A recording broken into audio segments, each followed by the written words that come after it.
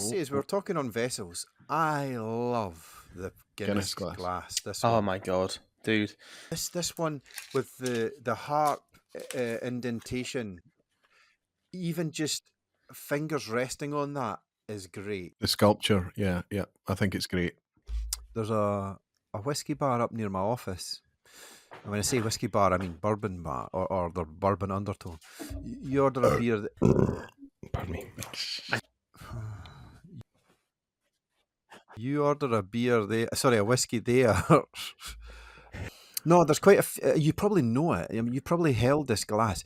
It's got little dimples at the bottom, underneath, of the bottom of the glass, like hemispheres. No. It's got little hemispheres on the bottom. On the bottom, like and that it looks cool, right? But then I found out it's to stop or reduce the amount of condensation and water rings on the bar. Oh, wow! Oh, that's cool. Really cool. Oh. I thought that would float your boat there, Rob. That is very, I like that. Do you know what I've got? I've got a pint glass that Emma got in university, which would have been 20 years ago. This is a 20-year-old glass. And when you say got at university, you mean she put it in her biker's jacket and stole it? I cannot confirm nor deny where this came from. Do you know how perfect of a design that glass is? I've never really thought about it, Bob. So it's actually, the reason why it has that little bulge in it is because when you're stacking like glasses, it doesn't get stuck. Mm-hmm. But also it bulges because if it falls, it's got a stronger, the curve make it stronger so it doesn't smash. The rim doesn't break. Oh. Look at you coming in with the facts. Oh, I like that. I like hearing about things like that. And also it doesn't have handles, you can just whack it over the back of somebody's head like the old dimpled ones did. I think that's maybe a secondary use case.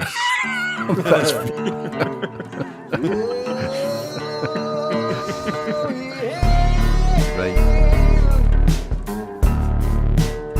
Let's get into this. Let's get. Come on. There's no value. Think about the value. Talk value. Professional. Okay. Your belches and butt suit. Rob, you want? Right, here we go. 3, 2, 1. Oh, what? You got in the way of the 3, 2, 1, Rob. I'm sorry. This is why I just want the next Is that a straight red? It's a timeout. Go in the sin bin. 3, 2,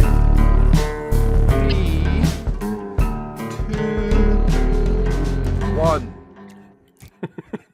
Hello, Dramfacers. Welcome to episode 34. Truly 100% named. Blend it like Beckham. Which I need a massive asterisk to and give full acknowledgement. I stole that from Scott Adamson from Tomatin, who once wrote that on a sample for me. Blend it like Beckham. It was a blend. How are we all, gentlemen? So much better than last week. Delicious. See, this is why the second session is always the best. Today we're joined by Rob Roy and Gordon. Hello. The delicious Gordon. Thank you. And I'm keen, as much as we're embracing the video, we need to remember the core of this is the listener and it's audio. And I need to remind myself to describe things more. If we hold a bottle up, describe it. Today's episode, it's a fun one. It's driven through a want to be dramming along ultimately with everybody. I thought, it's rare that we can all have the same bottle. And I thought about how do we do that, right? A few of us have shared samples around. It's quite a logistical exercise to get a little blind kit and share that. So that's off the table. And I thought, well, how about we do an exercise in blending where we're all blending the same ingredients and we arrive at our own destinations? I thought that could be fun. So if you've not listened to the previous podcast, before you do anything, make sure you've got these bottles, listener. Make sure you've got a Glenmorangie 10 or 12, a Glenallachie 10 cask strength, and a Ledaig 10. So you can pause now, go away and buy those bottles, come back, and then you can enjoy this episode. But that was the brief that we set. I could bring up the long chat of us trying to arrive at the bottle selection, but the brief was, or the criteria for the bottles was, we wanted to pick a good core, unfettled with whiskey, and then 2 extreme drams, right? So 1 extreme sherried whiskey and 1 extreme peaty whiskey, to give us ultimately the core ingredients for a good blend. So after a lot of back and forth, and it was fun going back and forth, we landed on those bottles. Mm-hmm. And then the brief was to go away and craft your ultimate dram from those ingredients for your palate, or your own brief. And what I'd love to get into, and it's been a bit like you trying to hold your water on Oz was us trying to hold back talking about our blends and talking about how we got there. But that was the brief. I will share my ratio first to give you all time. I don't know if you've committed yours to memory. No. So I think we just go quickly round table to give our ratios, and then we can maybe talk about the why or whatever. Okay. So the Gregor blend, the McWee blend, is 10 parts Glenmorangie, 2 parts Glenallachie, and 1 part Ledaig. And I should say, we have all got one another's blends now in front of us, and that's what we're going to use to dram on this episode, so we can sample each other's. Yeah. So I will kick it to, let's go in the Rob Roy order. Rob, what's your ratios? I did mine all in mils. Just give me a second. I did convert it for the group. I have it. Changing all. No. I've got it. It's 3 parts Glenmorangie, 3 parts Glenallachie, and then 1 part Ledaig. Very good. Mm. Roy, what's your ratios? I think I'm remarkably close to you, actually, Gregor. I went for 6 parts Glenmorangie, 3 parts Glenallachie, and 1 part Ledaig. Mm-hmm. Mm-hmm. And Gordon? Hello. I'm going to scale mine up by 2 because you've, for some reason, made mine a wee tiddly one. So mine's is 8 parts Glenallachie and 2 parts Ledaig. What? That's It's the same ratio. It's the same ratio. No. Ultimately, you said 4 to 1. Yeah. I'm doubling that's it. That's the same as 8 to 2.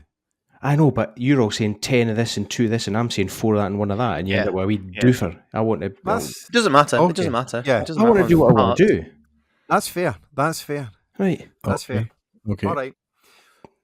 So good. There we go. Right. So the listeners, you all Jesus. have them. What I'd love to do, well, there's a danger we could drink our drams and then not have them to talk about.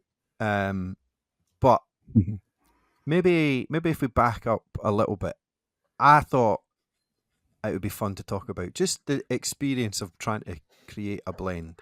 Absolutely. Because I know some of us had fun and some of us it was a chore. Some of us threw out the rules.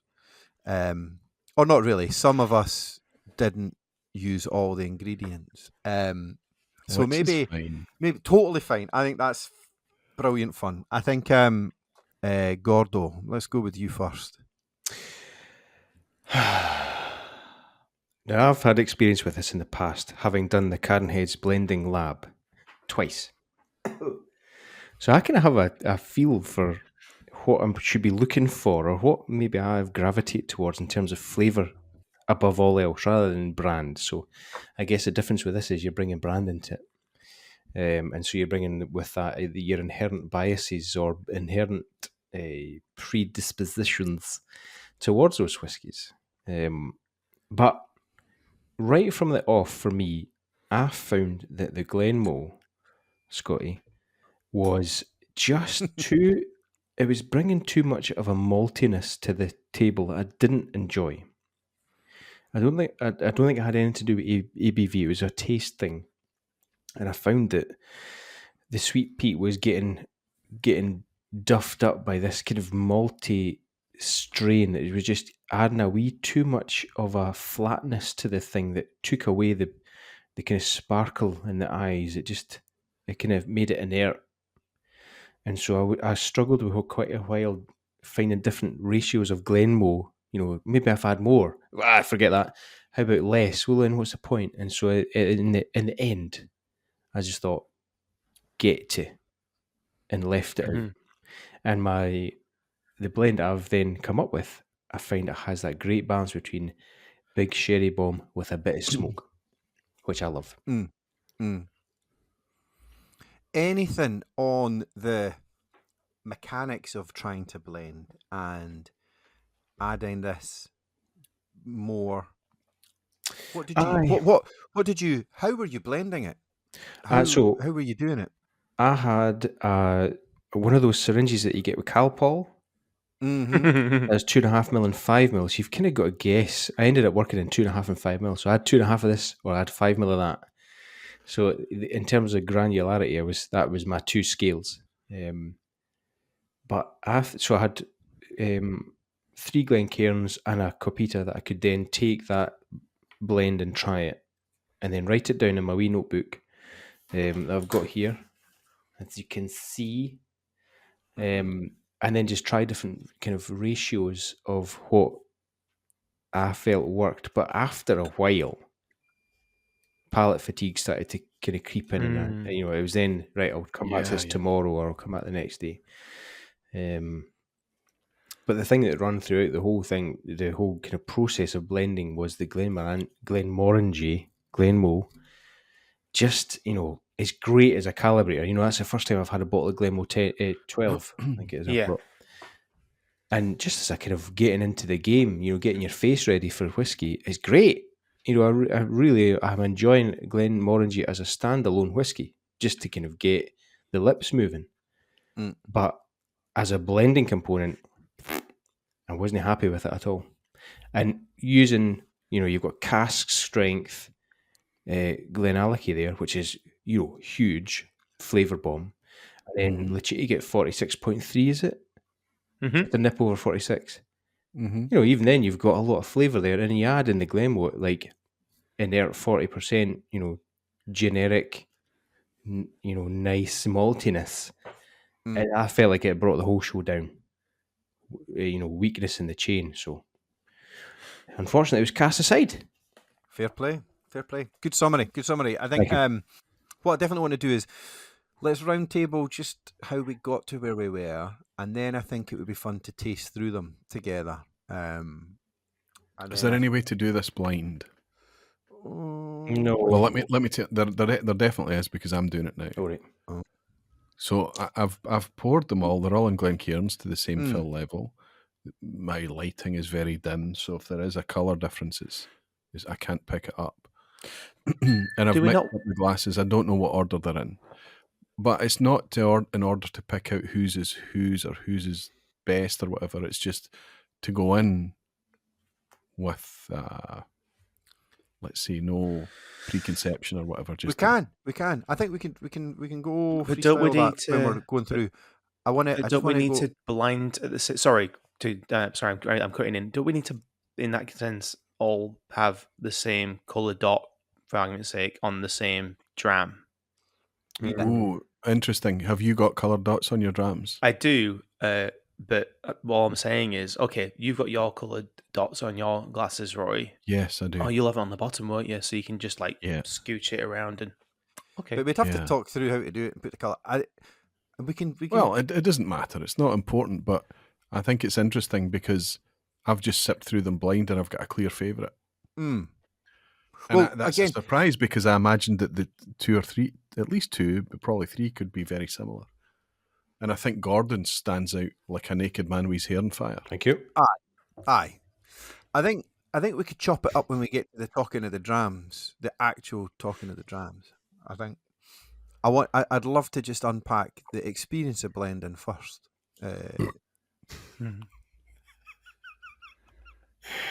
He's taking all the boxes for these records, isn't he? Guess the burp. Come on. Well, that was Roy for sure. Roy, we know you've blended before. You've messed around. How was this one any more challenging than in the past? I have to be honest. It wasn't, and there wasn't duress or anything, but you'd put a wee bit of a time cap on us. We had to have this ready so we could have the recipes into you. Was it by last weekend? Mm-hmm. Yeah. Last weekend was, and it doesn't matter what weekend it is now. It's busy weekends for me all the time, but it was busy. But I put a bit of time aside on the Sunday night, and I went in with what I considered could be the best based on my understanding of the components available. So I tried that first, and then everything I tried after it was a detraction. So I had 4, 5, 6 Glencairns lined up at the end, all sorts of stuff. I had this thing, one of these things. I don't even know what these things are called, right? A doofer. Yeah, well, one of these doofers. A measuring. One of these, for those, one sorry, of these thingamies. That's a wee doofer. It's a measuring cylinder for the audio listeners. For folk that went to school, that's what they potentially are. And this wee one here only has 1 CL in it. Fill up is 1 CL. So, and there's a medium-sized one as well. And I was playing with those. And in the end, I had 2 Pyrex jugs down here as well. And by the end of the night, it got into a bit of a mess. But I couldn't move away from the first hit. And the recipe I handed in was the first. The one that I imagined in my mind might be best. So take from that what you will. But as I'm sipping these tonight, this is what blind challenges do to me, right? I just start to peacock because I get so confident. And then it just makes an absolute mockery of you, right? But I feel like I know what mine is. I feel like I know what Gordon's is. And I'm left with the other 2 just to decide between what Gregor and Rob's are. But you know that thing they talk about with blending, make something that's greater than the sum of its parts, right? It's just I think I was surprised how good the mixed whiskies were. I loved all of these individual components, just sipping them on the night. I was surprised how good a thing you could make through mixing these 3 whiskies. I have to say, I know I was a small part in putting these 3 things together. It was a team effort mostly on you guys, but these are, despite what Gordon said about the Glenmore, these are a fantastic pick. Available, pretty available whiskies, right? Glenallachie's may be tricky, but this was a great pick of 3 whiskies. And you could stretch this in so many different directions, I think, just with these 3 whiskies. I was really surprised, but I ended up going back to the one I'd started with, and I feel like I've been able to pick it out tonight. Let's see if that's. I bet you have not. So you nailed it first time. Ultimately, your first. I wouldn't say I nailed it, but I found my preference first time. I think, yeah. Well, that's good. That's good because that's polar opposites to now. Then going to go to Rob. Rob, how was the experience for you? Well, as you well know, Gregor, I struggled to the point where I hated it at the start. Did he hand in his homework late, teacher? Oh, no. I just know that Rob went through quite a few iterations. He went around the place. I did. I think yeah. You're a fiddler, that's why. You're a fiddler. I did a few... Yeah. I went through a few pages of my notebook and over a few nights, and this is the first time doing it. So I did my homework. I went on YouTube and I found a great video of Ralphie from 15 years ago explaining it. Sean Whiskey Lock, he did a great video about it as well. And I did a lot of reading on Reddit and on blogs and websites and stuff. So I feel like I had a good understanding of like, okay, how do I get into this? How do I approach it? And a bit like Gordon, really, I really struggled with the Glenmorangie, sorry. Glenmorangie.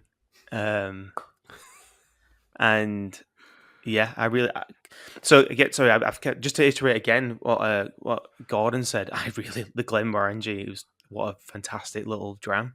I had it on the previous recorders on a little warm up, and it's been a long time since I've had it, and it's beautiful. But in this context, yeah, I really struggled. So obviously, as many people might know or might come to anticipate blending themselves, you kind of start with a light spirit and then you kind of add flavor to it. And I felt like it was a big hindrance, and to the point that I kind of, because I was late doing it anyway, family things and stuff, and just anyway making excuses. So I reached out to Gregor. And I was just like, I need an extra day. I need to. Because I've never had, I said it to you, Gregor, I've never had whiskey ever trigger imposter syndrome so badly before. I was like, this is so hard. This is literally, what an art form. The amount of respect I have for people who blend whiskey, or even people who do it at home. I've spoken to barflies before about blending and doing like infinity bottles. The idea terrifies me of wasting whiskey and doing it wrong and just ruining it. And I know like Scotty, he has like, is a really cool. I think I might have mentioned this before on that podcast in the past, where he does infinity bottles and it's just one distillery, and I was like, that seems like a nice little safe lane for me. But anyway, I had a bit of a mare, but the second night I threw away all those ideas of like, this is how you make blended whiskey, and just went, okay, what do I like? And I think that was my first like clarity moment. Like, I should have done this from the beginning, and it was plain sailing. I'd nailed it in 4 blends, and I'm really happy with it. So that's great. I think Rob, you maybe just put too much pressure on yourself on that first pass, that you had to do anything other than find something you liked. You know, I think that might have been what played out. I think you might. I mean, I wanted to make something that was good. I want to make something that I was like it's creating something like this, setting it free into the whiskey verse, and be like, this is what I think is good whiskey, and it just none of them clicked. But I think I've got that now. So thin slicing. Yeah. Have you heard of that? No. Thin slicing. Is it just iterating? No, not at all. It's a book by Malcolm Gladwell called Blink. You should really read it. It's whenever a situation happens in front of you and you make a split-second decision, that is the right decision. It's called thin slicing, because if you then start thinking about it and discussing it, what happens if I do this and what happens if I do that, you end up just in this muddy water of nonsense. Thin slicing, that's the answer. And it's typically always your first choice. Thin slicing. Instinctive. Instinction. Yeah, it's I agree. I think it's a great thing, and it's wonderful, and you can take inspiration from that, but I think so much of it depends on mood and frame of mind and ability and how you're firing. Are all your synapses cylinders firing at that point, right? I think Bob, the first time he visited this, he just wasn't in the right frame of mind for it, and he overthought it. Maybe. He overthought it, and he wasn't enjoying it. So the best thing to do is just wipe the slate and start again the next night and nail it. Yeah. That's what happened.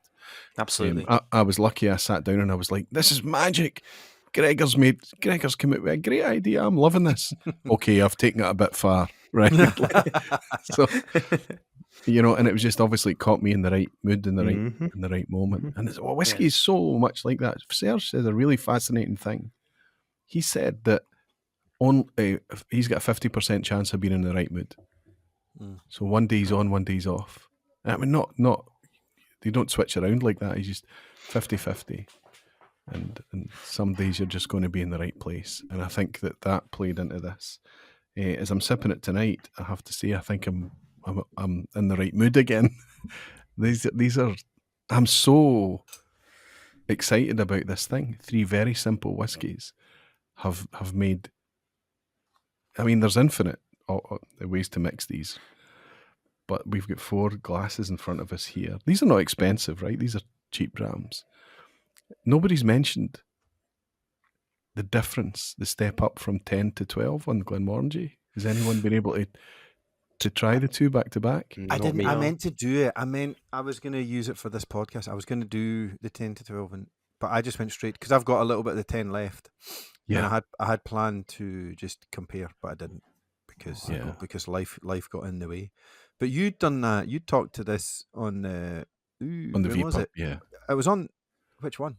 The last week's or the one before Serge's? It was the Sherry versus Bourbon Cask VPUB I did.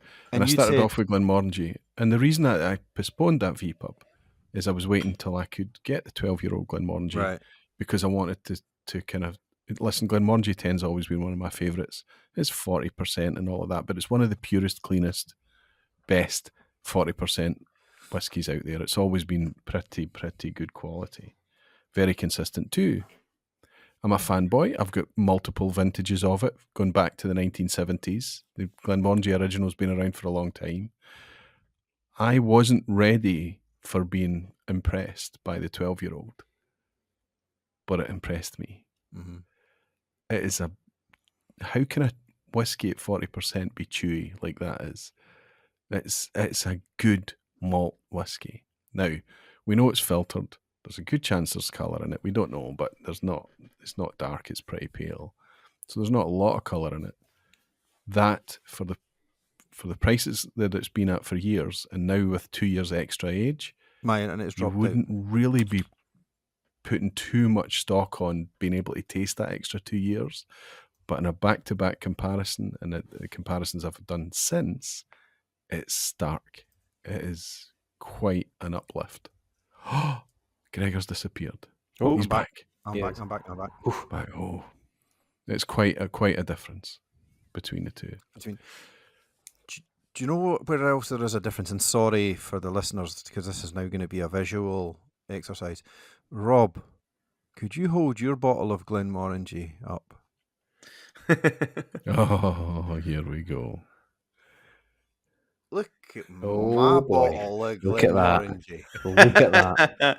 I've just got a big head. Will I go in the middle of you both? Go on, Gregor, hold it to you. You heed. Hold your hand in the middle. Oh, look at that. That's ridiculous. Look how much is emptied out of it. You must have been blending it. They only had the what is this? This is 1.5 litres. 1.75. 175. America. Wow. Hey, and 43% is right?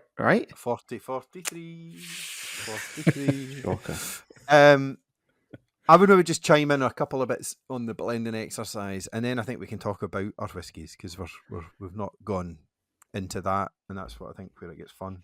But I ran out and I bought a bunch of these measuring cylinders, and then I saw you all posting up saying, "Hey, these Calpol syringes, this is brilliant. This is all we need." And so I was like, Kaz, have we still got the Calpol syringes from? And she found them. So what's funny is, though, they're good. I don't know if yours was the same as mine. It was super jerky. Oh, spurty. And it would spurt out. Aye, it's spurty, yeah. What you need is the little measuring cups. The first time I did it, I ended up with whiskey all over my face because I went... and I went... Aye. So that's a little disclaimer. Use a Calpol syringe at your peril, or gently. A deft plunge. Well, it's meant for something a bit more viscous in somebody's mouth, right? Aye. and it's probably in America. Yeah. Don't know. We've got the syringes anyway, but it's also, to your point, right? It's probably to get said liquid in and around that face hole as quickly as possible. Yeah. But then I set myself a brief when I was setting out to, and maybe this is then our pivot into talking about the whiskies, I was being a little frugal. I know, Royce, you'll often talk about give up a dram to have fun and play with it. I wasn't ready to give a full dram. So got 2 litre bottle of my approach. Oh no! Don't get me wrong. You saw my ratio. Last. wait, Rob. You saw my ratio. There's 10 parts of Glenmorangie in here. My approach was how little of the good stuff can I add before I've now created something pretty good. Interesting. And I was approaching it like, how little can I add before it's moved away from just Glenmorangie and have a bit of depth and a bit of richness. And my North Star, and now retasting it, I don't think I've fully got there. And actually, I think one of the others is probably closer to where I thought I was when I was tasting it.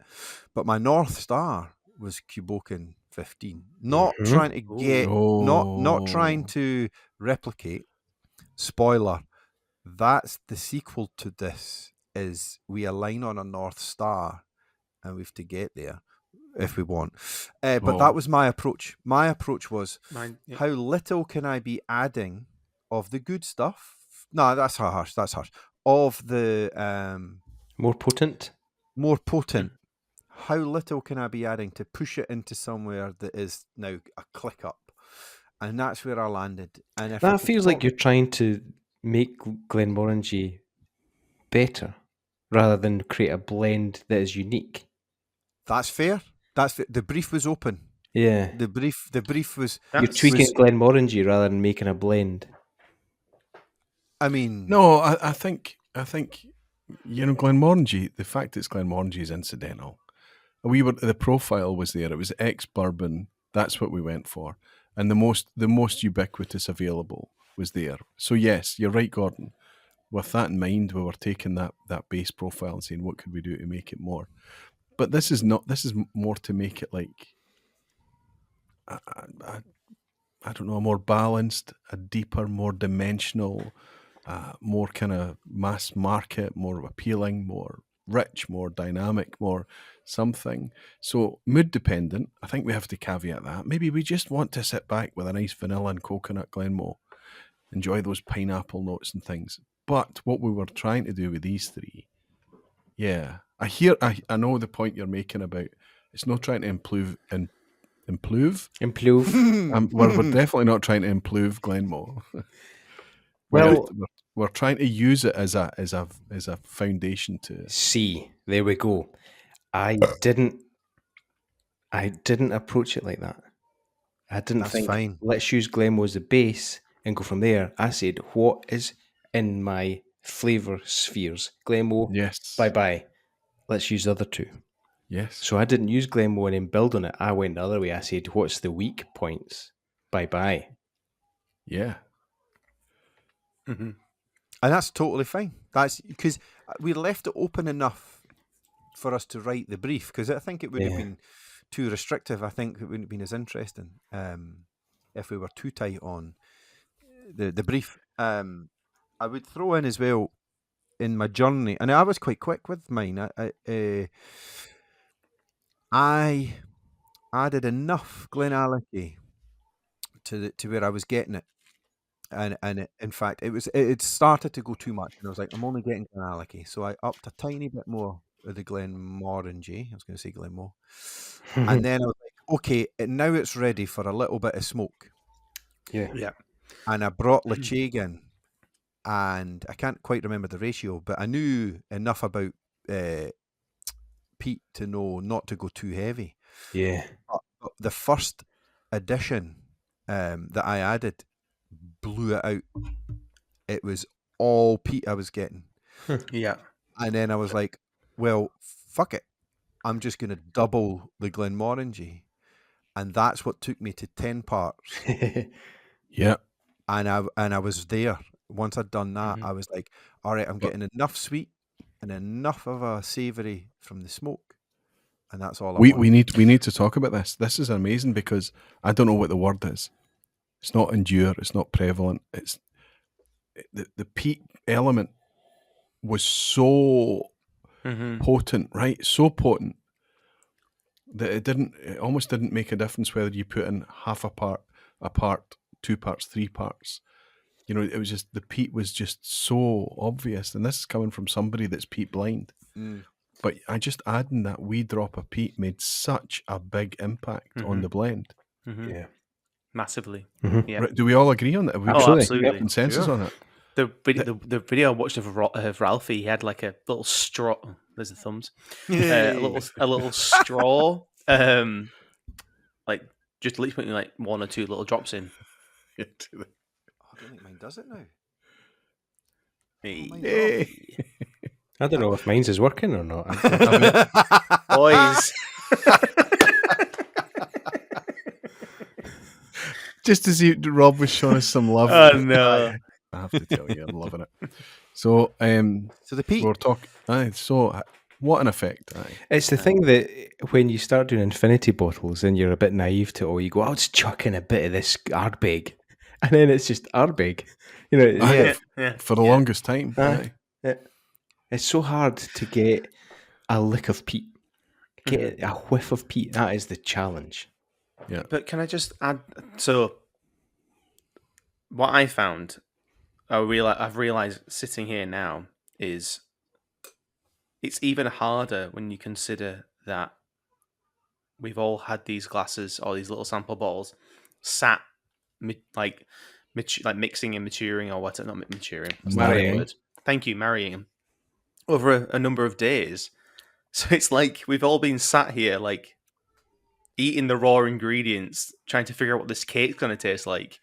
It's just like mine. I think I get more peat than I did originally, maybe because it's not quite as much. It's quite a bit too much than I kind of anticipated it would become, but that's a massive learning curve, I think. But did anyone feel? I know that, Rob, you've been talking about the amount of whiskey that you're sacrificing, that you might be ruining, that you might be wasting. I didn't feel that, and I don't know if that's a product of how much whiskey I've got. I don't feel like I have wasted anything. I think it's been brilliant. It's been such an education. In regards to infinity bottles, yes. But anyway. But not this exercise. No, not this exercise. It's been, looking back, I've really enjoyed the fact that I've gone through this, the highs and lows of it all. I think it's been really eye-opening. It's like when my first ever purchase of an indie bottle, I was like terrified of the idea of spending so much money on something I couldn't have, like, read lots of reviews about. It was just like barrel straight in and pick it. Yeah. And this is the same thing. So, Gordo. Yes, sir. Talk to us about your dram. Talk to us as you taste your dram now, back, your blend. Well, like I said at the start, Glenmorangie just flattened it for me. So I did start off the way you guys did. Use Glenmorangie, build on that. And I kept building and building and building. I thought, this is no getting to where I wanted to be. What's the problem here? And I felt like the Glenmo was just nullifying or rounding off too much the things that I look for in a dram, which is big, bold flavour hits. And sipping all your blend is, I feel like all of them are where I got to and thought, this is not what I want. And so my blend is most parts Glenallachie and a wee, trying to get a lick of that peat. Yeah. Kind of like the Kuboken 15, you know, where it's a sherry bomb, but you've got a bit of smoke in there. That's where I wanted to go with it, and I don't have this kind of stigma when it comes to wasting whiskey, because I love tinkering. I've made bottles of 15 different Ardnamurchans to try and get a super Ardnamurchan, and I've tried it. Which was fantastic, by the way. It was pretty good, wasn't it? It really was good. Yeah. Has it gone? Has it been rinsed? Aye. The only person that has a full bottle of one of my super smashes is Scotty Munro. And I gifted Scotty, it. when you see this, Scotty, let's talk. Let's talk, Scott. I want to try. Yeah, he's the only one that's got a full bottle. I've given samples to the EIS guys, but that's gone now. Anyway, I would say your nose, your dram is the richest smelling. There's no denying. Absolutely. It's incredible how you don't need to sip it to pick out Gordon's. Yeah. Right, and I'm doing it blind, so I hope that. But do you all know each glass that you're picking up? Yeah. I do. I've got names on. Yeah, mine are all. I mean, I can turn the names away, but I'll probably be able to figure it. Well, 3 of these 4 drams, I'm like, it's okay. It has that malty inertness that I'm just no seeking. And then I try mine, and I'm like, there it is. Can I just ask a question? Just going back of what I was saying before. Now you've let it sit. Is the peat balance? Is it there? Is it too much? Is it too little? Is it? I have unfortunately blown it because I've added in my wee spicy bit now. Ah, well. But before that right. point, I was still sitting great. I thought it's that sherry bomb with a wee lick of peat. And wait a minute. Is this scope creep? Pardon me. What's a wee spicy bit? Oh, he's fourth. So we've jumped. So I tried. Sorry, I've blown it there. I shouldn't have said that. So there is a wee bonus feature, Roy, where we're all allowed to bring in our own additional dram, our additional splash or something. Oh, yeah, beauty. So don't drink all your dram. So when we've finished talking through where we netted out, the thing I was going to throw out was right. Okay, you've got a wee ace up your sleeve now. You can go to your collection, pick anything, and what's that splash that you're putting in to push it somewhere out the stratosphere. So anyway, sorry about that. Sorry. It was giving me what I wanted. I want the power. I want the ABV. I want all the flavour in my face with a wee lick of peat. And I don't know if it's just the way my brain works, but I'm thinking that going from 40% and adding is a hiding to nothing compared to starting at 55 and adding less, so 46. Yeah. Because you're then kind of keeping that flavour in there rather than like diluting what is already weak sauce with wee parts of big sauce. Start with the big sauce. That's how my brain works. And that's so, fair. I didn't ever, from that kind of rationale and that perspective, Glenmo was never going to make it in because it's a calibrator. It's a McQueen calibrator. It's getting your face in the game. It's not blowing it apart. Mm-hmm. So, quite quickly I got rid of Glenmo. Quite quickly. That's fine. From the blending exercise. And it's made me feel quite justified having you guys' blends here because out of the 4, the one I've blended is like, that's what I'm going to. That's great. Yeah, that's exactly what you should. That's exactly what you should discover. Obviously there's work to do for the rest of us, but that's exactly what you should discover. Whiskey is there to be drunk. I mean, the whole kind of, I don't want to waste it. The only whiskies that I feel that way about are like handfills where I really can't get it again. Glenmo 10, 12, Glenallachie 10, Ledaig 12. That's easy to get. So I'm just a cheap bastard. I think you'll find it very hard to get hold of a Ledaig 12, but whatever it is, the Ledaig 10, Ledaig 14. Oh, you're absolutely right. You're absolutely spot on. And I think that there was a happy abandonment from me when I was mixing these, going, these are all available whiskies. This is great fun. I couldn't believe the value I was getting out of it, and that I'd have to, pony up on a podcast and tell Gregor that it was a brilliant idea. But I did have a wee bit of guilt, I'll be honest, because the spittoon that night was a mugful. It was a lot. You were spitting? Well, yeah, I wasn't drinking everything I was blending, absolutely. Oh.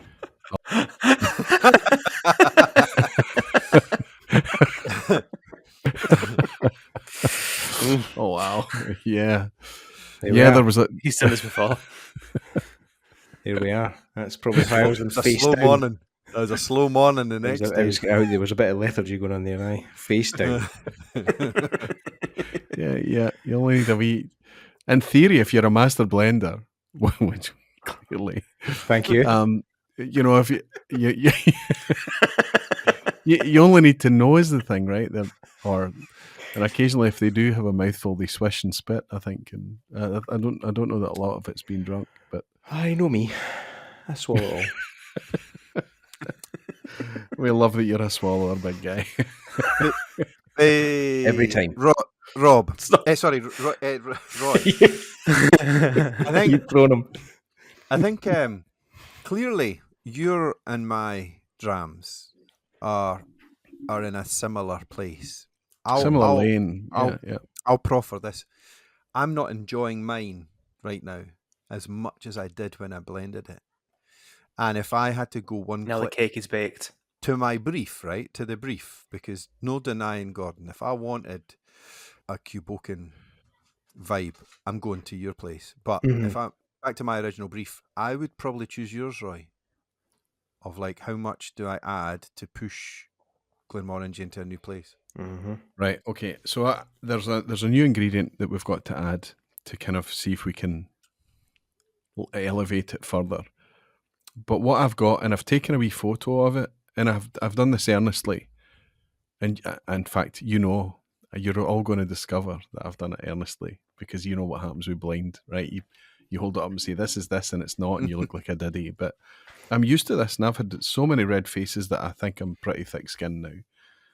I think I've been able to pick mine. I think I was able to pick Gordon's right out the gates, no problem. My difficulty was working out which of the two that remained were Rob's and Gregor's. Oh wow! And I think I've selected Gregor's based on the closest to mine. But if you look at the three, apart from Gordon's, which is the outlier because he just ditched the whole Glenmorangie, it wasn't a factor anymore, right? He's just gone spinal tap on the whole operation, hasn't he? But if you look at even Rob's, I mean, his is 3 and 3. He's just gone a little bit richer, a little bit more sherry dialed into his, I think. Yeah. What I thought was fascinating for all of us, to a man, was 1 part Ledaig. Yeah. Right? Yeah. We all worked out very quickly that the peat was just going to walk in, punch the barman, steal the keg, that was it. So that had to be put into check very early, right? So I'm going to do this with you now and see if I've picked right, and then we'll try and dress the things to try and elevate them a bit more. I think this one on the left-hand side is mine, and if it is mine, it should be a green dot. Oh, that's amazing sense of wonderful relief. Right, this one here should be Gordon's, and we can all smell Gordon's from a mile away. Oh, aye, you can see it, smell it. Reputation precedes me. So Gordon's should be a blue dot. Yeah, blue dot. Yeah. But there's no skill in that. I mean, it's just that's like it's like incandescent intensity, right? So it's the Glenallachie's intensity with a savoury spice peaty note added to it. Yeah. So the two that were left, the one in my left hand here, I think is Gregor's, which is a wee bit lighter. Let's have one more hit. Doing the hatch. Smelly smell. Oh shit. Oh. Doing the hatch. You think.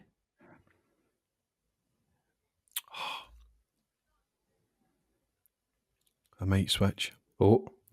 No, I'm going to switch. This, I think, is a wee bit lighter now.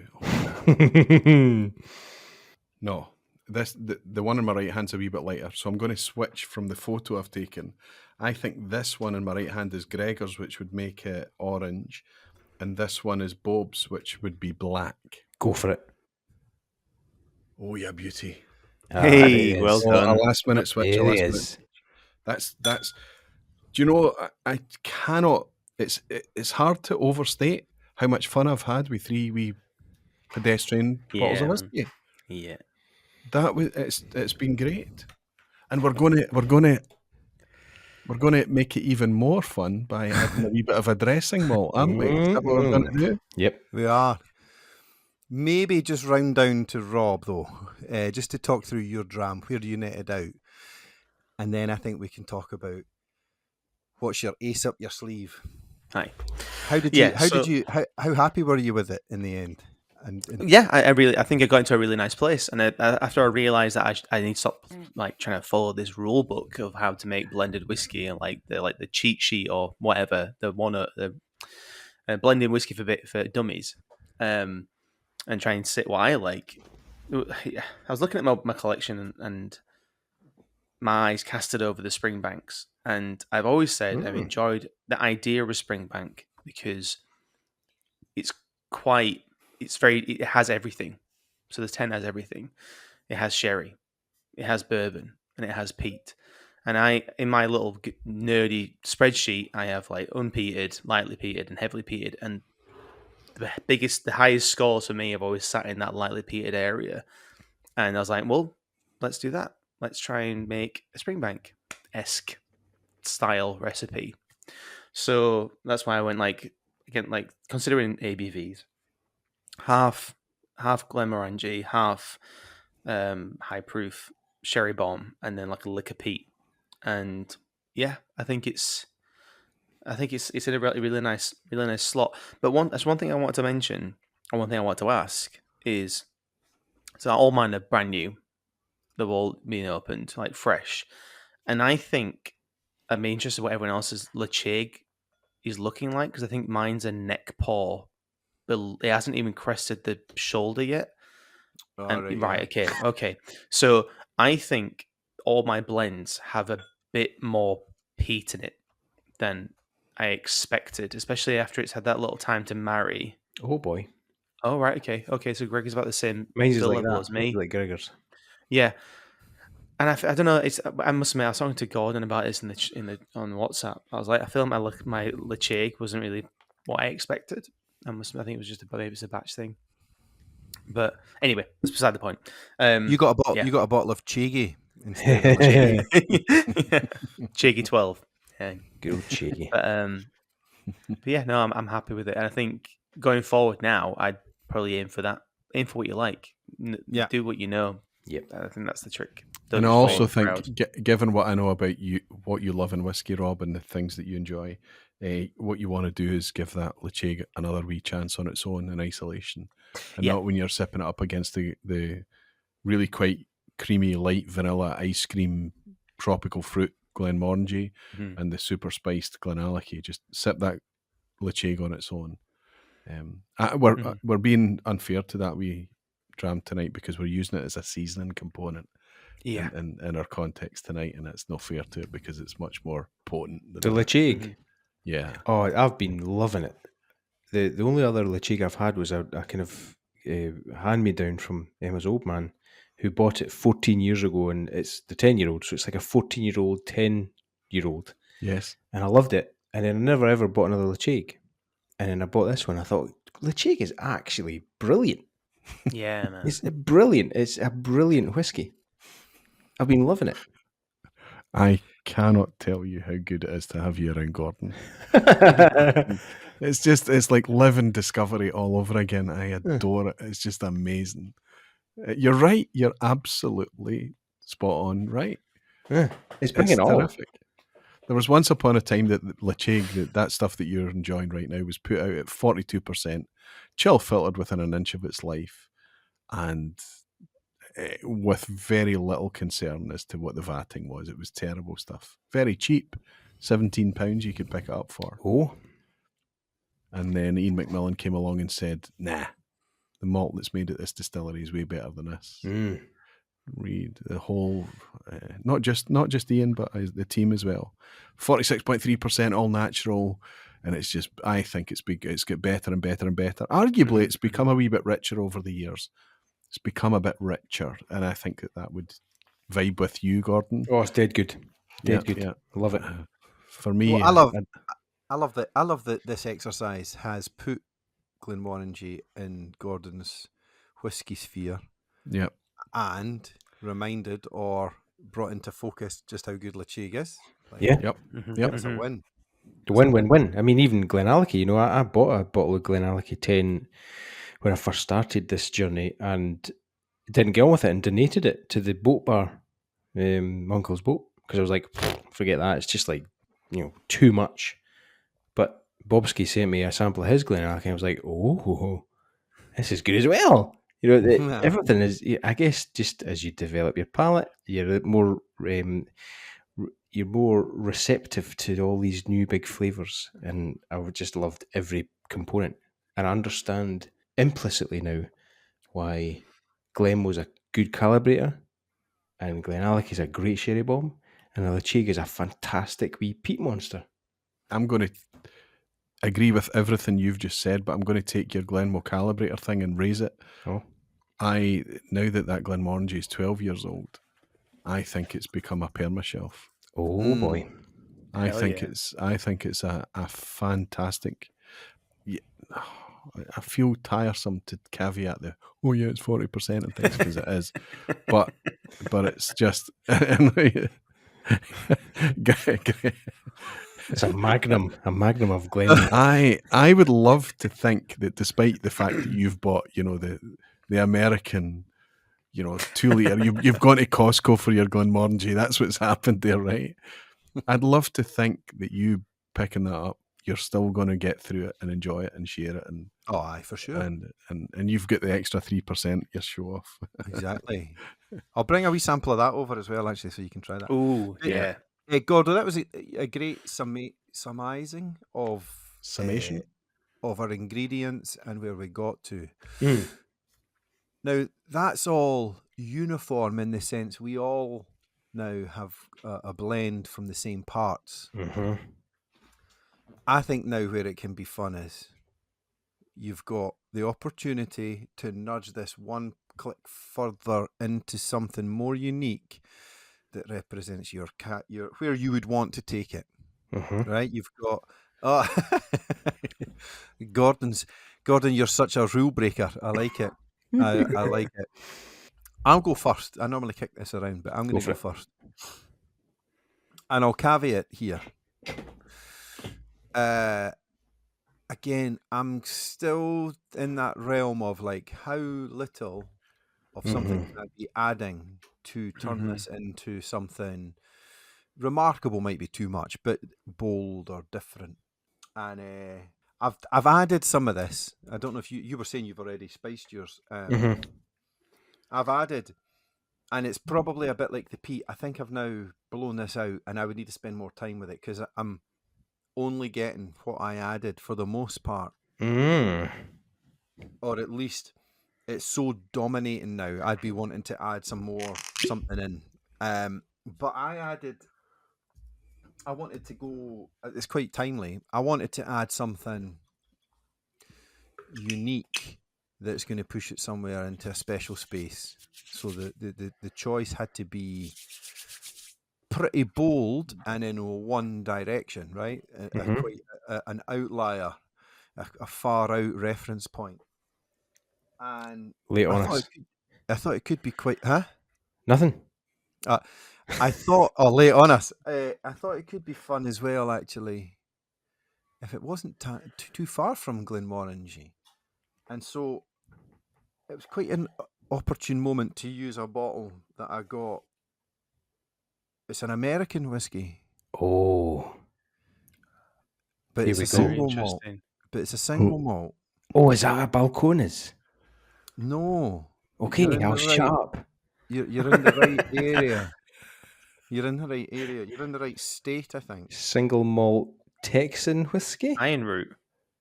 So I've added the dummies. Chocolate malt, pure chocolate malt from Andalusia, which the dummies released, the Scotch 4 dummies, because I thought, where else are you getting chocolate malt, right? And it made my mind think about Signet and how rich and unique a flavour ingredient this can be. And don't get me wrong, I've knackered my blend. I had only a splash. It's not there. But I think if I was going to be adding and messing, this would be my additional ingredient. Yeah. That's great, man. Super. So have you tried it and it didn't work, or? It's just all I'm getting right now is that it's quite a. What is chocolate? Explain it to me as a kind of doof. It's what's the chocolate malt? It's a roast. The malt is roasted. So at what point it's roasted pre-malting? It's pre. Pre-malting. Yeah. So it's roasted flavour, and it presents quite chocolatey. That's why okay. No, it's roasted pre-mash. Okay. So there's no the downside of chocolate malt is that you don't get much yield from it at all. You get incredible flavour, but it doesn't give you any alcohol at all. So in Signet, it's very small proportion. What's the proportion of chocolate malt in that release from Andalusia then? I want to say it's 100%, but then how does that work with? No, what's the ABV on it? Oh, ABV, 53%. Oh. No, it's not. So there, I what suggest. You saying no there? I don't know. I don't have any intelligence, and I'm an idiot. I'm just speaking right, from it. It does say there. So that I don't know how to define chocolate malt against non-chocolate malt, but if chocolate malt tends to give you bugger all in the way of alcohol, but great flavour. Oh, really? But lots of flavour, yeah. But unique flavour. Unique. What is that flavour? That's depth, richness. It's roasted. It's a roasted, like coffee or like chicken, or what's roasted? It's like cocoa powder, right? That's what I get at least. I describe it as like taking a big spoonful of cocoa powder and like choking your head off for 40 minutes. It's like doing the cinnamon challenge, but with like hot chocolate mix. Gregor and I know of a Scottish distillery that is still doing this on a kind of skunkworks level. Good reference there, by the way. Skunkworks. Yeah. Look at you. Lockheed. Hi. Yeah. Sorry, carry on. But they're doing it on a really, really quite large scale. Who's that? To the point that we're not allowed to say the new because we've only ever been given it as we make samples and things. But at some point in the future, we could see kind of, and the only reason that they're making this thing is they're not doing it for alcohol yield. They're doing it to add flavour to the future malts. And that's why I reached for it, because, like I say, it's so out there. Gordo, maybe I need to keep a track of this and give you a wee sample of this or not. That's cool. I would like to try that. I've never had kind of chocolate malt, but the fact that it says chocolate in the name. You've had some Signet. I've had that. Yeah. I've just lied to you there. Signet and the other one that the Phil from Wanderback. He was an American independent bottler. Ultimately, Wanderback. One of his things was he liked chocolate malt, he liked Signet, and he brought that recipe to Westland to do an IB. I've got a sample of that. I can maybe bank you as well. Sounds good to me. That's my addition. I thought it's so wacky. That's cool. And it's a great one. Extreme. I love it. Roy, what are you reaching for? Well, I think I thought about in a different direction. I'll say it again. What we've done with 3 Pretty Pedestrian, I'm pissed.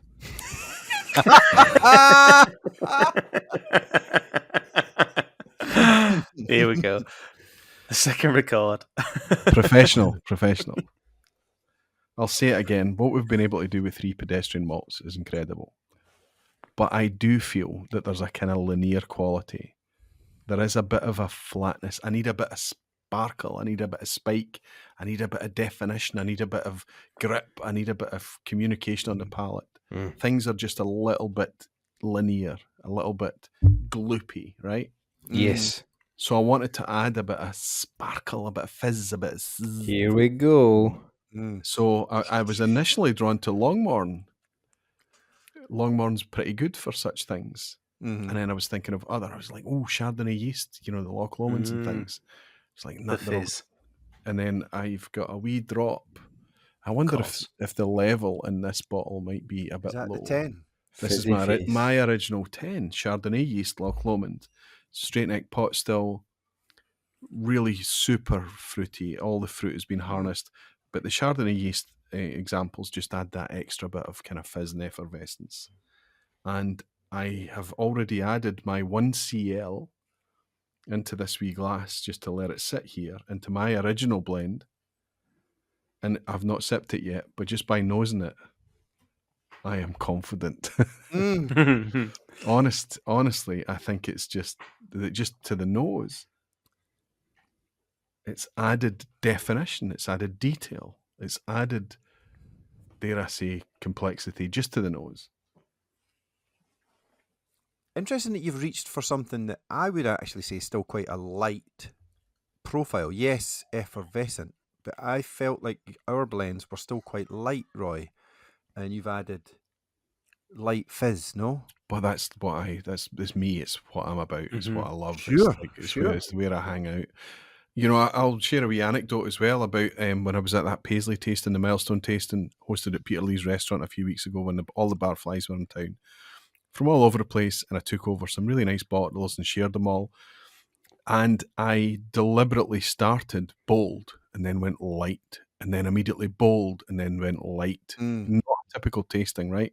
Because I wanted these contrasts to be in the lineup for the night, because I wanted it to be representative of a journey. And the journey doesn't happen low ABV light flavours to high ABV bold flavours. That's not how we experience whiskey. What was astonishing to me, that the second last dram of the night, which was the most subtle, which was Anox 16, which was sipped in between 2017 Lagavulin 12 and Elijah Craig Barrel Proof, an old Tombstone bottling. Wow. In between those two was an Anox 16 at 46%. The softest, quietest, most nuanced, most subtle dram, and it took dram of the night, to the point that we all had to agree in the room that we would not all end up on the auctions at the same time, buying Anox 16 together and bidding against each other. It was funny. It was so a dram of that subtlety to express itself in such a way amongst those big hitting bold bastards was just fabulous to share in that kind of communal way. And I think that's what I've tried to go. I've tried to draw my blend tonight into something like that would be much more subtle, much more nuanced, much more kind of pretty. Did you get there? Definitely. Absolutely, definitely. I want to share it with you. Good. Aye. Well, I think what we should do as well, maybe we owe it a little post cleanup of the podcast, or maybe in the next week's episode, because you don't want to spoil the review. Oh, I'm up for recording 3 tonight. Super. And they add. But maybe we close it, or however we do it, we round out with our ideal blend, right? Our ratios with the new one. Fuck. That wasn't a reaction to my idea, right? That was what Loch Lomond could do. Sorry, yeah. Wow, fuck me. Sorry. We need context. We need context. Go for it. What have you done, Rob? Oh. Rob has held up a bottle of said Loch Lomond. I love you, Bob. How good is it? How good is it? That is so. Roy, I'll be honest. We're pals. Oh God, you were dead last in this lineup until that Loch Lomond just hit that, and then that's wow. Fizz, sparkle, a little bit of tropicalness in there as well. Yeah. Okay. So yeah, he knows what he's doing. Roy, how much would you put in? I think you said, but like. I'd had a few sips out of my dram, so yeah, I have to caveat that. But I put in 1 cl. My tiniest wee measure. I put in 1 cl of the Loch Lomond. Okay, all right. But it's alive. There's so much life to that Loch Lomond, so much it's difficult. I don't know how to describe it, but it's prickle, it's spiky, it's effervescent. It's alive. Would that equate to about 1 part? Aye, about one part, yes. Interesting to see something that I often say is light, bright, has as much impact as the peat does in terms of its ratios. Is that ABV, perhaps? No, I have to correct that, Gregor, to be honest. 1 CL in that glass tonight, because I measured everything out by half. So I would have to say that in the context of the thing, it's probably 2 parts against the original. Maybe closer to 3 even, based on the original recipe. But it's really impactful. I mean, it's just the richness and depth is still there. The peat is still there. You know, the creaminess of the Glenmorangie, the vanilla, all of that's still there. You know, the richness of the Glenallachie is still there. But you've got this lovely kind of sprinkle on top. It's like it's like ripping out the birthday cake candles and putting in sparklers instead. That's what it's like. That's a t-shirt. You ever thought about writing a review? That's good. You're good with the words, so you are.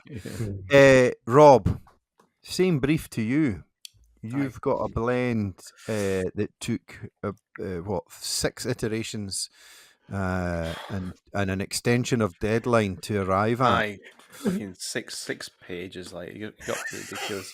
So you get there, and then you think, what have I got in my collection that I would add? What is that? So I went a bit of a. I always knew that was part of the brief. We had to find a little topper, a little sprinkle to add in. I'm glad someone read the brief. So I was trying to be. I thought because I was getting nowhere with the first set, and I'll try and be a smart ass, and mine will be water. I'm like, I'll be really clever about it, and it just drowned everything I had anyway. So I was like, well, that didn't really work.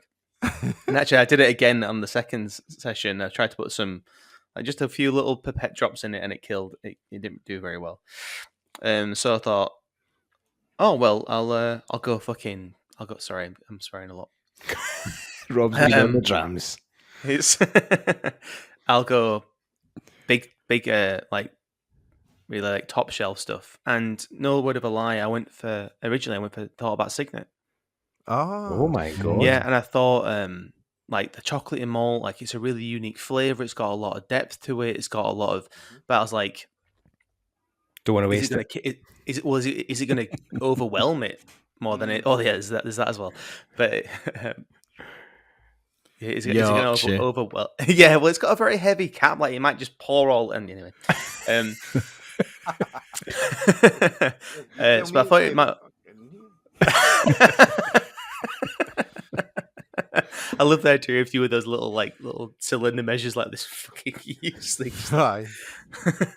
Anyway, yeah, sorry. So, but I still thought like, okay, let's go for a big hitter. Let's just like go from like core range stuff and like just go for some like. Big, and all the way through I felt like the Glenallachie was really dark and rich and a little bit dry when it all mixed in, obviously, and I really want some of that Glenmorangie kind of like freshness, but it was more like malty and creamy. Like I want a bit of like the lemon did. I wanted a bit of a fruit pop in there, and I was like to kind of balance out that half and half higher proof Glenmorangie. So Glenallachie. So I went for this. Ooh, a big old. It's a Glentockers. Oh, your beauty! Tropical, like 20 fresh mangoes. Yeah. So I just thought, you know what? Let's. If I was already considering the Signet, let's just go all in. Again, I'm sorry. There's a lot of bleep. Anyway, let's just go in and I think it's done a similar thing with your Lot Lomond Tenroy. It's had a lot of like weight to it. I wanted to kind of stick with the next bourbon, like so it's not adding like a new cask flavor in there, but there's big dollops of like tropical fruit in there, like guava and mango, but there's still like the peat's still there. I know obviously in my parts, the peat played a bigger part in my blend, but yeah. Do you know, as listening to you speak, I think I've worked out the word that I was looking for earlier. Vibrance. Yeah. Vibrance. Yeah. Well, I love that. I was just going to say, I love that you danced around and you were going to go Signet, and then you thought, nah, that costs too much, and then you went €20. Well, there's more in this bottle. This is a fresh open, so this. That's funny. I love it. I also have to just point out at this stage of the evening that one of the greatest things that Rob Halford brings to the culture that is Dramface is his over analytical mind. He will question every little thing. And it's obviously one of his talents. What he does is he just thinks. I won't call it a talent. It's like ADHD. But it is. Yeah, you think you'll always come back and say, but. Yeah. But like, right. But and that's clearly that firsthand as well. Yeah, but that's clearly what you're doing with the whiskey as well. You're going, and as long as you arrive there at the end, honestly, that's just all around the houses. Incredible, brilliant. Gordon, it only remains to find out, and I don't know if we would have spliced in the visual, but some of us got a cheap sneak peek. It looks like not only did you drop something from the ingredients list, you've gone unorthodox for your addition. Quite. I would ask, at what point did you think I'm going to go quite unorthodox here in terms of what I'm going to add to it, and then talk to me about what you chose? He just throw in a big glass of PX sherry. I thought of all of the drams that I have had that have been overtly something, sherried or zingbusters or peaty, and then I considered the blend I'd created, which was big sherry banger with a lick of peat, and I thought, what am I drawn to? What is my natural gravitational pull in whiskey? And it is big, bold flavours. But I also quite enjoy the flavour of young whiskey. I love the grip of it. I love the tropical nature of it. I love the farminess of it. I love the freshness, the vibrancy. I love all of these things. And if you've got a really overt red blaster, what can maybe bring a bit of zing to that? And it's this. New make. It's new make. It's new make spirit from an undisclosed Western Highland distillery. That has brought to my blend everything that I love about whiskey. Unsubscribe, delete. This is what I love about whiskey. Flavour. We found it at Glen Scotia when we were together in Campbelltown. We found it at King's Barns. We found it at Ardnamurchan. We found it at Razzie. We found it everywhere. And it's just fantastic flavour. So when you're thinking about the blending process, and you're adding flavours, it's an important component, I think, in whiskey, is that farminess, it's that vibrancy, the tropicalness. And so, yeah, I did a wee scoosh of that, and it's brilliant. So where did you net out? How does it? So yours was really rich. Yours was really rich. Well, I blew it as well because I went a bit gung-ho and I got a bit Leeds United and I scooshed loads of the stuff in there and it's just new make. That's twice now in 2 podcasts you've referenced Leeds United. What's going on?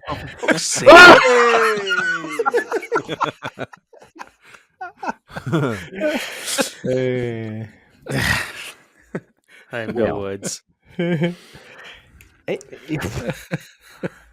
Ignore that, editor. Come on.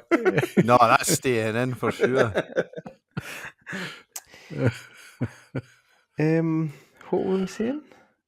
You overdid it. You've added too much. So you overdid it. How much would you now put in Well, your parts if you're going to go and try this again? I've been using this kind of pipette, which doesn't have any kind of it looks far more. in it. That's a Razzie pipette. The No, fidelity looks far better than a Calpol. Ardnamurchan. Yeah. So I put a couple of these, went bang, bang, bang, and then blew it. So like the peat, if you're adding 67% new make, take it slow and just add a couple of drops, because you can easily drown it out with the new make. Much the same as water can and peat. Yeah. That's a value add to the 0.25% of the audience that can access new make. But no, you can buy Kingsbar's new make, no problem. Oh, okay. You can buy Buffalo Trace new make on Amazon. You can buy loads of new make. It doesn't have to be undisclosed. I take that back. I take it back. You can get access to new make all over the place, and it is great as a flavor experimentation experience. New make is brilliant. So Love it. a wee drop. Great. Loving it. Well, let's wrap up a little bit of the experiment. Just a quick question. Hi. Are you taking anyone else's blend? Under no circumstance am I taking any of your shitty blends. Oh, wow. Personal. That's interesting. And we have to be honest, and we have to be humble, right? I'm going to be both of those things. And I'm not giving up mine to anyone. I have to just... I was very... I worked really hard to try and make that original concept better. The only thing that's made it better is putting some of that Loch Lomond in there, right? It's just... I'm very happy with the original plan. Rob, are you jumping? Are you jumping off yours? It's tough. It's tough, man. It's tough because I really like Gordon's. It's very seasonal for me. That's like what I would go for. And as soon as you said Kuboken 15, I was like, yeah, fuck, that's there. Out of the two, but not that it tasted like Kuboken 15. No, like, but as soon as it's like the intensity, the experience, exactly, the experience was similar. Yeah, exactly. Yeah, Aldi, Kuboken 15. How dare and then out you? of the two, Gregor, I preferred yours until the Loch Lomond came in, and that fizz was just. But I've got to say, I think I'm sticking to my guns. I think mine was I love the little, like, I'm greedy. I want everything all at once.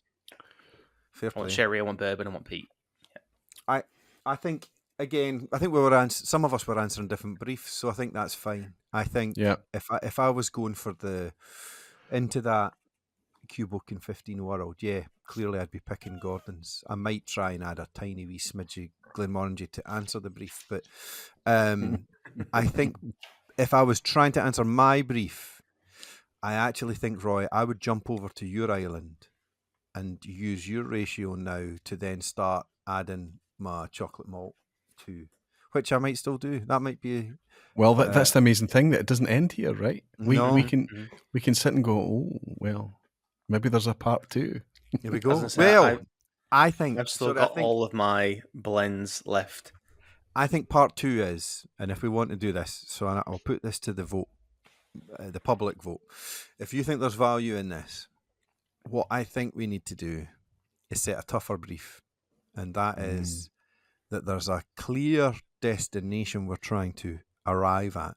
That's tough. Yes, that's tough. And then we have a go, and that's really tough. And just watching the fear spread across Rob's face makes me think it needs to happen. The fear was, I'm trying to remember what Roy's berate was called. Exactly. So here's the brief. I put this out, and I'd say we're about 50-50 whether we'll do this, because this is going to be challenging. To the community, what would you like us to try and approximate? Right? Like, I know the Whiskey Tribe will often try, or there's a recipe for the poor man's pappy, right? Because there's a drink that so rather than us choose an easy target, correct, put it out. That's what I was trying to think of what the berate was called. What you call? I can't remember what you Brogus. But I'm still attempting that today. I know, and we'll caveat it. It's for 3 absolute amateurs and 1 novice trying. But I think it could be fun. So that maybe is a wee idea for season wherever we're at next. But in the comments, I'd love two things actually from everybody. I would love to hear how your blend played out, right? What's great is if you do this exercise and you share your ratio, your ideal ratio. That's your homework 1. And if you're so inclined, homework 2 is nominate a whiskey. Let's keep it reasonable, right? Because we have to have tasted it or be able to taste it. Give us a North Star, and we'll try and get there between us on one future episode. Mm-hmm. Sounds fun. Superb. Good stuff. You're going to go there, Roy? Sorry, yes, you picked up. I was going to compliment you, so you're not going to let that go, right? I have to say, I was a wee bit dubious about this. How does a blend session work in a podcast? Come on, it's not. But the people that have not got the fun that we've got out of this tonight, please try it. Mm-hmm. Pick up minis, do bottle exchanges, bottle splits, whatever you have to do. Do what we've done tonight. I had no idea how much fun it would be, and how I'd be excited to share it, and how much we'd get out of talking about it. It's nonsense, right? It's just nonsense. And I do think there's a value here because the gang can play along. They can blend theirs now. Yep. Before even to our recipes, and their own, so they can do before and theirs and have the same experience or a similar experience. I actually can't wait to try theirs. To be fair, I think other people that's what I'm chip saying. in. Like, and a disclaimer: we don't know David Beckham. No, no, and we have no permission. And based on his abilities with Haig, he can't blend it. Oh boy! Here come the lawyers. But aye, fantastic, everybody. Great fun. All that's left then is to round out with an I Am a Distillery, and Rob, I believe all fingers were pointing to you. I Am a Distillery is a game where we're trying to guess a distillery in a series of questions from 10 down, ranging from the most vague to the most laser sharp, right, Rob? Mm-hmm, like absolutely. As laser sharp as that ballpoint pen. You get one shot to shoot, so shoot it wisely. And with that, Rob, we'll hand it over to you as I sip the Cuboken 15 that Gordon made. Thank you. Cool. Okay, so I am a distillery. Ardnamurchan. Well, it had to happen at some point, didn't it? What? Okay. That's it? No, I mean, he hasn't got it. I'm saying... Oh, oh come on. Oh, thanks, Rob. You could have kept me in suspense for a bit. I'm not saying it's right or wrong, but anyway. Okay, question 2. The location in which I was founded is an old 13th century royal hunting ground. Ooh. Okay, question 3. My distillery is built within one of the country's first water-powered cotton mills. Deanston. Cool. All right, next one. The design of my whiskey bottle was created by the same team behind the new Ardnamurchan bottle. Nevis. You've only got one. Sorry. Settle down, big guy. Settle down. Hey, Gordon. That's what happens when you sit there drinking new make. Zip the face. Zip it up, for God's sake. Next question. One of my first awards in whiskey was for my postal packaging.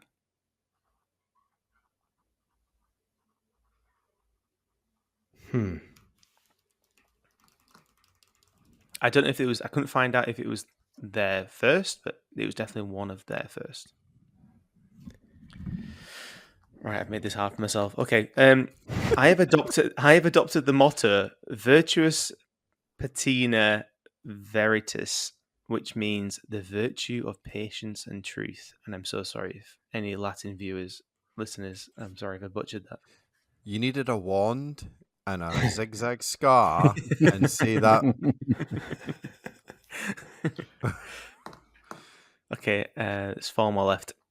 See, at this point, Roy, do you know what it is? No. You lying bastard. Yeah. So I've done this 3 times before, and Scotty got it in the second question, and then the other one, nobody got it. So we'll see how this goes. Okay, next one. I was founded in 2016, and my first release was in 2022. That's irritating.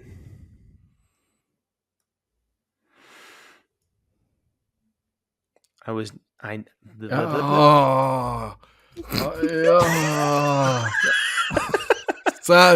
trying to. Okay. Right. I don't want to make enemies. Do it. Say it. Nope. Have I done something wrong? I think I know what it is. No. Cool. Okay. It doesn't matter. You and I are mute. I can that, but I'm just. I have named. Is it Arna Martin? No. It's only me that's playing. Aye. Yeah. Oh wow. Okay, so it's just me against the listening folk. Yeah, you were holding your water for nothing. Continue, please, big guy. I have named my whiskey and my distillery by different names. Well, it's no Arna Martin then, is it? Well, actually, I said Arna Martin in one of the first questions. Sorry.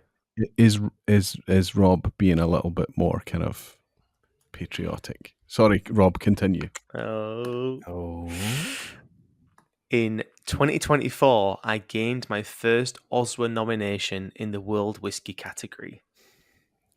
For a Burbs cask. And the next one's the last one. Yeah. Am I on an industrial estate that was repurposed from something to do with copper that was nothing to do with whiskey? And yeah. Go on then. Yeah. The last one's the next one. The next one's the last one. What? White Peak. That's right. I am White Peak Distillery. Well done. Well done, everyone. I have to say, if I was going to shout from the traps, what's Rob going to shout? It's going to be Wireworks, and I never did it. That was your chance. I'm so glad, because I almost lost you all as friends last time. So if I'd have done that tonight, I would never have been invited back in the podcast ever again. So I'm glad you got it. Honestly, I was panicking it was going to be too hard, and then I love the fact that I put in the Deanston kind of like trick. I knew that was too early for such an obvious thing. I knew it was too early for that. So I fell for it, didn't I? Bob, that was a good one. Yeah, the skins were in there. The increasing, it was good. Well done. Well crafted. Well done. Nice one. So that means Roy gets to do it again. Yay! Listen, if I host them, you don't have to suffer me potentially guessing them. There's an upside, but community, please. How does it go, Gregor? Community, if you want, by all means, submit an I Am a Distillery. Yeah. Time for a dram at gmail.com or the Dramaphone if you're a Dramface member. Tremendous. This was a fun one. I think it played out fantastically, and I hope there was value there for you all listening. Have fun with your drams. Have a night of blending. It is really good. It's amazing. Please do. Please blend your drams.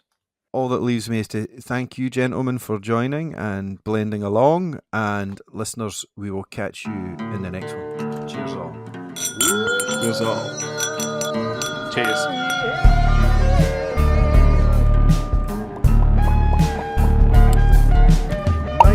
You might need to be censoring that one a few things with a few. Yeah, I'm sorry. Corkscrews. F-bomb Halford over there. No, I'm just gonna audio gain to the max when Bob swears. No, that's not aimed at one. Not aimed at any one direction. Does it change Roy, does it change if we're leaning to Actually, videos?